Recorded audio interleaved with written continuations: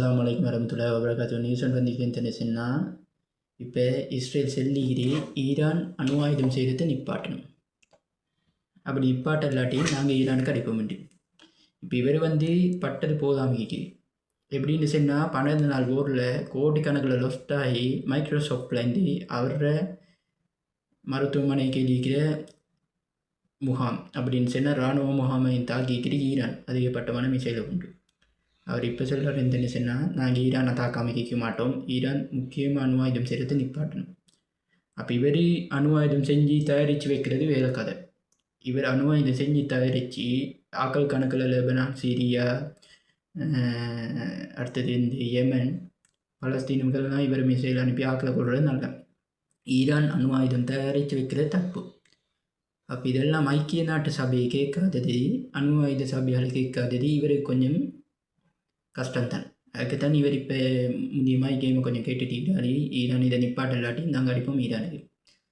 அப்போ இப்படி அவர் செல்லக்கொள்ள ஈரான் சும்மாய்க்குமா? இப்போ ஈரான் இராணுவ தளபதி சொல்லிக்கிறாரு, அவரோட தலைவரோட பேசியால் கொமேனியோட பேசிட்டு, நீ 7 மாதம் கை வச்சு பாரு, உனக்கு 12 நாள் போரில் அப்படி அடித்தோம், இது 12 நாள் இல்லை, 3 மாதம் இல்லை, 1 வருஷம் போனாலும் ஒரு நாடு இல்லாமல் போட்டுரும் நினைக்கிறார். ஏன்னா அந்த அளவுக்கு பவர் அவங்கள்ட்ட ஈக்கிறேன். அப்போ இது இவர் இப்போ இப்படி பேசக்குள்ள அந்த நாடு சும்மாய்க்குமா? ஈக்காது. அப்போ இவர் என்ன இப்படி பேசின அந்த நாடு எந்த செய்யும்? அவர் கொஞ்சம் அங்கே கை வச்சாலும் இங்கால 10-15 நாளில் முடிச்சுவார் அவர். அப்போ ஈரான் எப்படி கதை சொல்கிறேன்னு சொன்னால், நீ பார்த்துக்கிறே 12 நாள் போரில் நான் 500 மிசைல் தான் அனுப்பினேன். அப்போ இப்போ ஈரான் எப்படி சொல்கிறேன்னு சொன்னால், நான் 12 நாள் போருக்கு 500 மிசைல் அனுப்பினேன், அதே நான் இங்கே 1 மாதம் போகிறோன்னு செஞ்சேன் வை, உன்னை நாட்டுக்கு ஒரு நாளைக்கு 2000 மிசைல் அனுப்பினேன், அந்த அளவுக்கு என்டிக்கிறேன். அப்போ இதெல்லாம் இவர் யோசித்து பார்க்கணும், இவர் நாட்டு மக்களை காப்பாற்றுறா இல்லாட்டி ஈரான் இதில் தலையை போட்டுறாண்டு.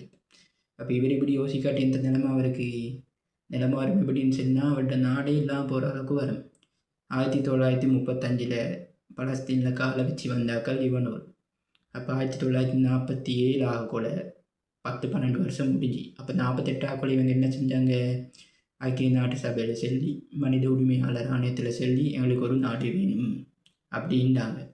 அப்போ இந்த முழு பரப்பளவு பலஸ்தீன் இந்த நாடு கரவாசிக்கு இவங்க எடுத்தாங்க, யுத்தம் பண்ணாங்க. அரபு நாட்டு யுத்தத்தோடு 1949 முதல்லாம் யுத்தம் பண்ணி பின்னுக்கு போனாங்க.